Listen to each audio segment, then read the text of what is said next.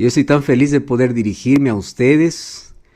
Mas hoy estamos aquí para poder juntos permitir que Dios pueda hablar a nuestra vida.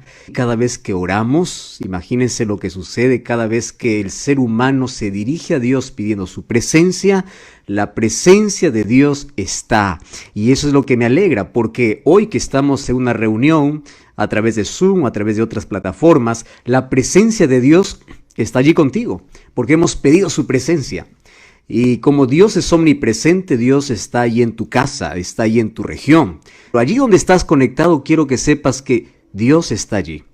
Y hoy queremos que Dios pueda hablarnos, y hay una manera como Dios nos habla. Y la manera como Él nos habla siempre es a través de un libro que ustedes conocen perfectamente. Probablemente lo tienen allí en casa. Este es el libro más vendido en toda la historia. Y este libro se llama Santa Biblia. Ustedes lo tienen. Y sé que también ustedes dedican un tiempo especial, ya que la Biblia se conoce como el manual de felicidad. Ustedes saben que cada vez que nosotros vamos a comprar algún electrodoméstico, algún artefacto, siempre viene con un manual. El manual me asegura la calidad de vida del artefacto que yo estoy comprando. El manual me da instrucciones de cómo debo usar. Y ustedes saben que nuestro Creador, que es Dios, también nos dejó un manual. Claro que nosotros no somos artefactos, nosotros somos seres inteligentes y libres, así nos hizo Dios. Pero Él nos dio no solamente instrucciones, Él nos mostró el camino de felicidad, el camino de prosperidad. Él nos dejó en su palabra consejos extraordinarios, pero sobre todo reveló un plan maravilloso que tiene que ver con más allá de las cosas que nosotros pedimos como bendición. Tiene que ver con salvación, tiene que ver con vida. Por eso es que aquí no queremos hablar de religión, queremos hablar exclusivamente de vida. Hablar de Jesús es hablar de vida, y vida en todos los aspectos.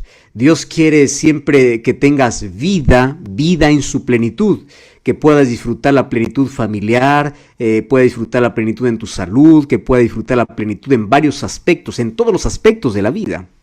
Y eso es lo que hace Dios cuando llega a nuestra vida. Y hoy queremos aquí reflexionar un poco sobre la situación que hemos vivido durante este tiempo, y vamos a ver qué cosa es lo que dice la Biblia respecto a esta situación y a cómo los seres humanos podemos enfrentar situaciones parecidas. Yo no sé si ustedes recuerdan lo que sucedió hace un par de años, apenas todavía está fresco en nuestra memoria, lo que pasó aquel 31 de diciembre del año 2019. Mientras todos estábamos deseándonos un feliz año nuevo, ya por la noticia se decía que había una enfermedad desconocida que venía matando y destruyendo a cientos de personas. Para nosotros, aquel fin de año realmente fue asustador, pero no tan alarmante, porque lo veíamos tan lejanos. Tanto así que lo colocaron un nombre que para siempre va a quedar guardado en nuestra memoria. Jamás olvidaremos el año 2019, porque el año 2019 para nosotros va a representar el año del inicio de varias cosas que cambiaron en nuestra vida. Tanto así que la pandemia, por más que pasen los años, sigue llamándose COVID-19. El año 2020 ya entramos con cierta incertidumbre, pero no imaginamos que en poquísimos meses todos estaríamos encerrados. Todos, tomando diversas medidas, mirando las noticias del día a día. Y cada vez instalaba en nuestro corazón miedo e incertidumbre. ¿Y qué decir de aquellas personas que durante todo ese periodo perdieron su trabajo, perdieron seres queridos, perdieron familiares que ni siquiera pudieron ir a darles un funeral, porque esta situación fue tan terrible? Nos trajo tanto dolor, nos trajo tanto sufrimiento. Las instituciones se cerraron, los puestos de trabajo se cerraron, cambió nuestra rutina, cambió nuestra manera de reunirnos, cambió nuestra manera de aprender. Nuestras reuniones pasaron de presenciales a virtuales. Nuestros planes cambiaron. ¿Cuántos planes fueron frustrados el año pasado? Y nosotros creímos que también eso iba a pasar rápido. Pero como ustedes ven, ya está finalizando casi un año más. O ya estamos al final de un año más. Y esta situación aún no ha terminado por completo. Aun cuando parece que está todo bajo control, la incertidumbre y el miedo continúa. Y hoy hay diversos estudios por allí hablando de cómo será la generación post-pandemia. ¿Cómo será el comportamiento del ser humano después que pase todo? ¿Cómo serán las familias después de todo esto? Y una de las cosas que asombra mucho cuando hablamos acerca de salud familiar y de nuestra sociedad es que después de esto, el mayor problema son las enfermedades mentales que atacó al ser humano durante todo este periodo. Por las crisis de estrés, de ansiedad, hoy hay muchas personas en cuadros de depresión, muchas personas con preocupación excesiva, muchas personas desarrollando cuadros terribles de ansiedad, y esto cada vez empeora. Y claro, era de esperarse, porque de un día para otro todo quedó vacío, los viajes fueron cancelados, quedamos aislados, todo cambió tan rápido.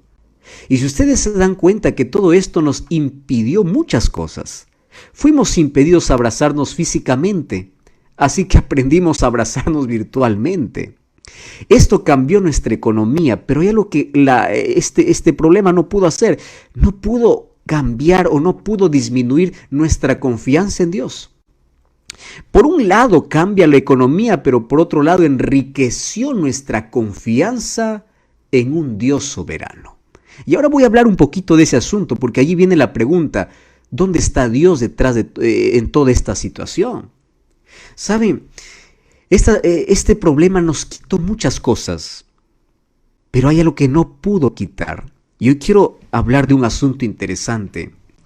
A través de toda la historia, desde que el pecado entró en la humanidad, trayendo todo dolor y todo problema, el pecado nos ha quitado muchos privilegios, nos ha quitado muchas cosas, pero dos cosas jamás pudo quitar de todo ser humano. ¿Y cuáles son esas dos cosas? Número uno, nunca pudo quebrar la fe en Dios. Ustedes saben que por más difícil que sea la situación, el ser humano se aferra a Dios. Y claro que hay muchas situaciones que te hacen dudar de la existencia de Dios. Hay muchas tragedias en el camino que te hacen cuestionar y preguntar, ¿realmente Dios existe? Pero todo eso pasa y nuevamente vuelves a aferrarte a Dios, porque el ser humano trae dentro de sí la huella de Dios. Y la huella de Dios es la necesidad, que es lo segundo que el pecado no pudo quitar del ser humano, la necesidad de Dios. Tú puedes decir, no creo en Dios, yo no necesito de Dios, hasta que tu hijo enferma, hasta que tu hogar está a punto de quebrarse. Tú puedes decir, yo no creo en Dios hasta que te enfrentas con la muerte. Y allí en tu angustia y desesperación, ¿sabes a quién busca el ser humano? A Dios. Yo revisé la historia de los mayores ateos que en la historia siempre cuestionaron la existencia de Dios con argumentos sólidos. Pero al momento de morir, todos ellos en su mayor angustia, por lo menos la mayoría, reconoció de la existencia de alguien que está al control de todo. Y saben que aunque esto nos trajo mucho dolor, también nos trajo alguna bendición. ¿Y qué bendición? Por ejemplo, tú no sabías la capacidad que tenías para poder sobresalir las dificultades. Algunas personas en este tiempo, cuando todo paralizó, tuvieron ese tiempo para reflexionar, para abrazar más a los hijos, para abrazar más a la esposa, para estar más tiempo en familia, porque antes no había tiempo para eso. Enriqueció algunas relaciones familiares, claro que en otros casos también rompió. Pero por otro lado también enriqueció nuestra confianza en Dios, porque muchos comenzaron a buscar desesperadamente a Dios, pidiendo que tenga misericordia. Y hay muchas personas que hoy pueden contar su historia, que hoy su fe está más fortalecida que antes, porque esta situación les hizo ver la vida con otros ojos. Por eso hoy quiero hablar de la mayor riqueza y el mayor poder. Cuenta una historia que 3 niños estaban allí jugando en un parque y entre juego y juego uno de ellos comenzó a decir: mi padre es el más rico. Y los otros 2 niños pararon y dijeron: ¿por qué? Dices que mi padre tiene mucho dinero. Mi padre acaba de comprar una casa. Mi padre acaba de comprar el carro del año. El otro niño, que también tenía un padre adinerado, le dice: no, tú estás equivocado. Mi papá es el más rico. Porque mi papá tiene 4 casas, mi papá tiene 3 autos y mi papá nos ha comprado los boletos para tener las mejores vacaciones allá al otro lado. Así que mi padre es el más rico. Y los 2 miraron al tercer niño y el tercer niño pues no tenía un padre con dinero, no tenía una familia adinerada. Así que él en su inocencia, y fíjate, él mira a sus 2 compañeros y le dice: yo creo que yo tengo al papá más rico. ¿Y por qué? Le dicen. Si tú vives en una pequeña casa, tú vives en una choza, no tiene la mansión que nosotros tenemos, ni siquiera tiene un carro. Ah, le dice, es que mi papá es amigo de Dios. Mi papá tiene fe. Y cada vez que nos falta algo, mi papá dice: nosotros somos ricos porque somos amigos del que tiene todo, del Rey del universo. Somos amigos de Dios y Él sustenta, Él nos ayuda, Él nos saca de las situaciones más adversas de la vida. Así que mi padre es el más rico porque aunque no tenga casas y aunque no tenga auto, aunque no tenga los viajes que ustedes tienen, mi padre tiene fe.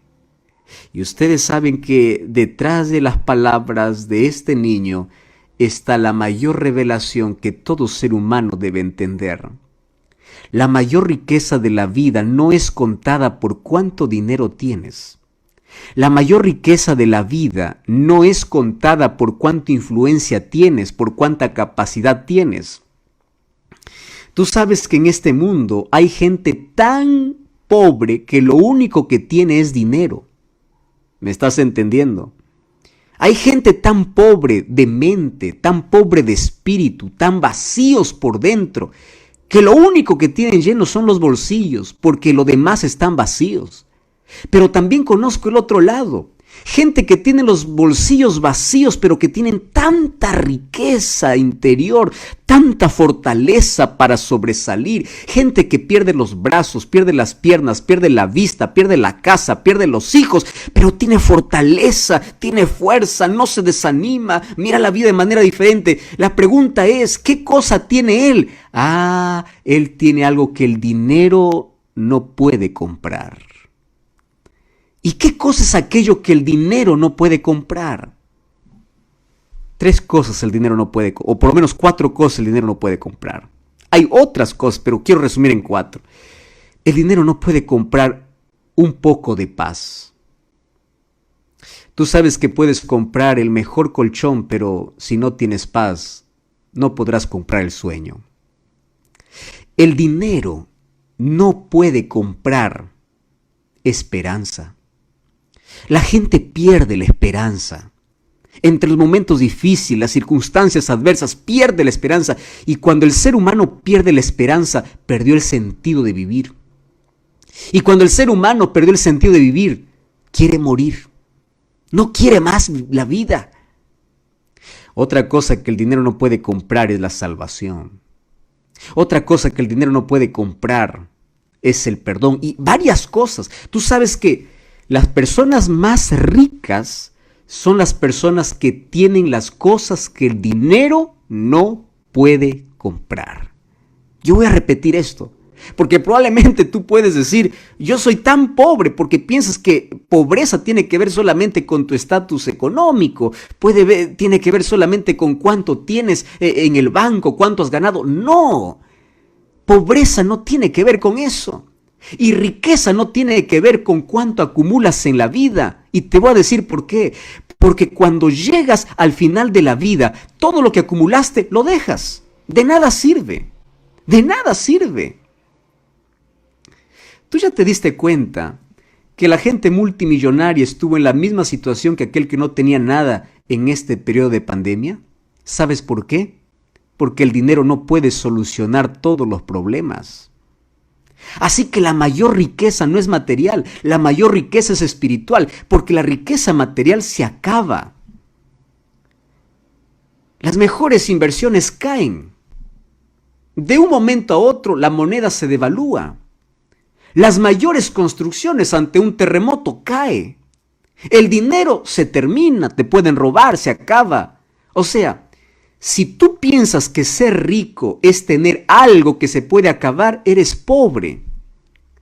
Pero si tú piensas en las cosas que el dinero no puede comprar, entonces eres rico. Si tú tienes paz, si tú tienes familia, si tú tienes salud, si tú tienes esperanza, pero sobre todo si tú tienes fe, eres rico.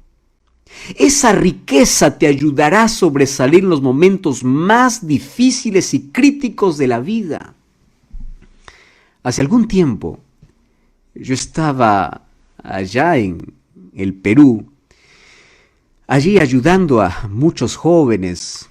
Estaba guiando, liderando, y de pronto uno de ellos me contó una historia que jamás voy a olvidar. Y me dice así: ¿sabe, pastor? Yo no sé si usted alguna vez estuvo al borde de la muerte o usted vio cara a cara la muerte. Y yo le conté mi experiencia y le dije: sí, más de una vez yo estuve en una situación así. Y él me dice: mire, pastor, yo me esforcé durante tanto tiempo para poder lograr un título profesional. Gracias a Dios soy profesional, soy reconocido, tengo buen trabajo, tengo buenas entradas, tengo mi casa, tengo todo. Pero sabe, un día yo me enfrenté cara a cara con la muerte. Lo decía de una manera figurada porque él pensaba que iba a morir. Y cuando yo pensaba que iba a morir, yo me aferraba a la vida. Y cuando yo veía a mis hijos, mi esposa allí, a la verdad ya no me interesaba nada lo que he ganado en la vida. Dos cosas venían a mi mente. La primera cosa es: ¿valió la pena vivir? ¿Qué hice en mi vida? ¿Qué hice con mi vida? Porque todo lo que acumulé, eso se va a quedar. ¿Verdaderamente valió la pena vivir? Y lo que me atormentaba en mi cabeza era la siguiente pregunta: hoy estoy muriendo, ¿estoy salvo o estoy perdido? En eso se resume la vida. Y allí descubrí que la mayor riqueza son los momentos que paso con la familia, es la paz que voy a tener en el corazón y es la fe que tengo en Dios. Porque ahí me di cuenta que todo lo demás se acaba y todo lo demás se queda. ¿Y saben qué? Hoy quiero contarles una historia bíblica y lo voy a resumir. Porque esta es una historia que yo les voy a dejar de tarea para que ustedes puedan leerlo en casa. Y si ustedes tienen una Biblia, lo van a leer la historia completa, pero yo voy a resumir. Es la historia de uno de los hombres más grandes del cristianismo, llamado Pablo. Pablo primero era alguien que odiaba el cristianismo, pero un día se encontró con Jesús y su vida cambió. Y él se convirtió en un grande predicador. ¿Y ustedes creen que los predicadores no tienen problemas? ¿Ustedes creen que los cristianos no tienen problemas? ¿Ustedes creen que cuando uno conoce a Jesús toda la vida es bonita, la vida es un jardín de rosas? No, la vida es una lucha. Y mientras estemos en este mundo, el cristiano y el ateo sufren. Mientras estemos en este mundo, el rico y el pobre sufren. ¿Ustedes saben qué cosa es lo que nos une a todo el mundo? Sufrimiento y la muerte. No importa el estatus social, las diplomas que tengas, el grado que tengas, no importa la riqueza que tengas, todos estamos amenazados a morir. Nadie puede pagar por más un día de vida y nadie puede pagar para no sufrir. El sufrimiento es inevitable, llega a nuestra vida. Algunos tienen un sufrimiento físico, otros tienen un sufrimiento emocional, pero todos tienen algún tipo de sufrimiento. Y el apóstol Pablo lidiaba aún cuando tenía fe en Dios, porque la fe en Dios no te hace inmune al sufrimiento. La fe en Dios te ayuda a superar en medio del sufrimiento. La fe en Dios te ayuda a mirar de otra perspectiva la vida. Eso es lo que hace la fe en Dios, porque Dios nunca nos prometió ausencia de problemas. Dios nos prometió su presencia y sus promesas que nos iban a abrazar en los momentos más difíciles.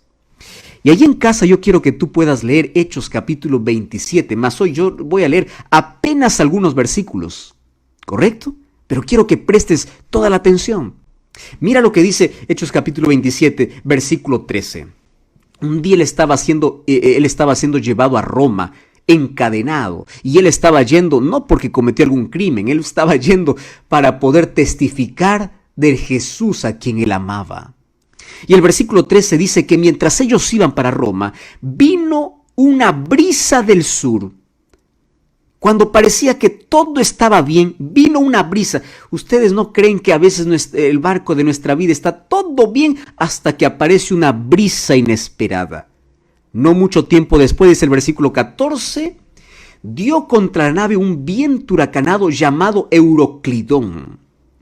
Y siendo arrebatada la nave, no pudiendo poner a prueba el viento, nos abandonamos a él y nos dejamos llevar. Miren el versículo 20. No apareciendo ni sol ni estrellas por muchos días, fuimos acosados por una tempestad no pequeña y habíamos perdido incluso toda esperanza de salvarnos. Y cuando todos estaban desesperados, angustiados, habían perdido la esperanza, un viento que vino y cada vez más arreció, cambió el rumbo de su vida, hizo que ellos puedan ver la muerte. Es allí en medio de esa angustia que se levanta Pablo y el versículo 22 dice así: ahora os exhorto a tener buen ánimo, pues no habrá ninguna pérdida de vida entre vosotros, sino solo la nave. O sea, las cosas materiales se van a perder, pero los seres humanos no. Pero quiero que ustedes puedan escucharme, por favor, lo que dice el versículo 23. Él dice así: porque esta noche ha estado conmigo el ángel del Dios de quien soy y a quien sirvo, y me dice Pablo, no temas. Y el resto ustedes pueden seguir leyendo en casa, pero déjenme sacar algunas lecciones aquí. Primera lección: todos estamos en el mar de la vida. A veces nuestro barco parece que se va a hundir. A veces van a aparecer tempestades inesperadas. En el mejor momento de tu vida aparece una tragedia, aparece una enfermedad. En el mejor momento de la vida aparece una crisis familiar. En el mejor momento de la vida aparece aquella brisa del sur, como dice el apóstol Pablo. Claro, ahora le estoy hablando de manera figurada. Para hacernos cambiar el rumbo, para quebrarnos, para hundirnos. Y probablemente es que allí donde hasta pierde la esperanza, hasta te abandonas, porque la tormenta, dice, acosa. Yo les pregunto, ¿ustedes ya se han sentido acosados por una tragedia, por una crisis? ¿Alguna vez han sentido que parece que pasa una enfermedad y viene otra? Están saliendo de una crisis y viene otra crisis, y viene una tras otra, y uno se siente acosado y siente que ya no puede más. Y aquí me encantan las expresiones que coloca, dice, noche sin estrellas. Yo te pregunto, ¿cuántas veces tu vida aparecieron noches sin estrellas? ¿Cuántas veces tú amaneciste, viste que el sol salió, pero tu corazón continuaba oscuro? ¿Cuántas veces parecía que la oscuridad amenazaba solamente con destruirte? ¿Tú sabes cuántas personas habían en ese barco? Habían 276 personas. ¿Y sabes qué cosa me llama la atención? Las 276 personas estaban angustiadas. Las 276 personas enfrentaron la misma tormenta. Las 276 personas enfrentaron la misma crisis. Pero había uno que enfrentó la crisis de manera diferente. Ahora entiendes, mira, ¿dónde estaba el título de aquel que guiaba el barco? ¿Para qué le servía en ese momento? Para nada. ¿Para qué le servía al capitán su cargo en la hora de crisis? Para nada. ¿Para qué le servía a los centuriones su riqueza en el momento de crisis? Para nada. Ahora entiendes que en el momento de crisis, en el momento de tragedia, en el momento de dolor, el dinero, los cargos, la función, los títulos, yo no quiero decir que eso no vale, todo eso tiene su lugar, pero en los momentos de crisis eso no te salva, eso no te libra. ¿Qué cosa es lo que te ayuda, te libra en esos momentos de crisis y de dolor? Es tu fe en Dios. Por eso la mayor riqueza no se mide por lo que tienes, se mide por aquello que el dinero no puede comprar. Y allí Pablo se levanta y dice, ¿saben una cosa? No se desesperen, porque hoy ha estado conmigo el ángel de Dios y hay dos palabras que están aquí en mi cabeza y yo quiero colocarlas allí en tu cabeza también. Dos palabras. Primera palabra, ¿de quién soy? Y la segunda, ¿a quién sirvo? Porque la vida, querido, se resume en eso. La vida se resume de quién eres, a quién perteneces y a quién sirves. En eso se resume la vida. Tú sabes que la vida es corta. Y si la vida es corta, hay que vivirla con propósito. Porque una vida sin propósito es una vida que no tiene sentido. ¿Y cuál es el propósito de la vida? Déjame resumirte. Colosenses 1:16 dice así: nosotros fuimos creados por Dios y para Dios. ¿Lo entendiste? Voy a repetir una vez más esta expresión. Fuimos creados por Dios y para Dios. Y ahora voy a completar añadiendo ya ese texto mis palabras. A menos que tú no descubras eso, darás vueltas y vueltas en la vida abriendo heridas y sin felicidad. A menos que tú no descubras eso.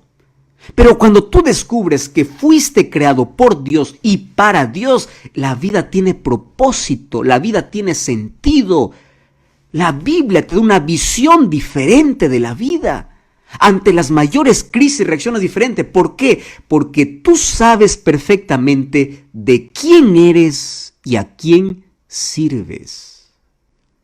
Por eso yo quiero dejarte en este momento una pregunta.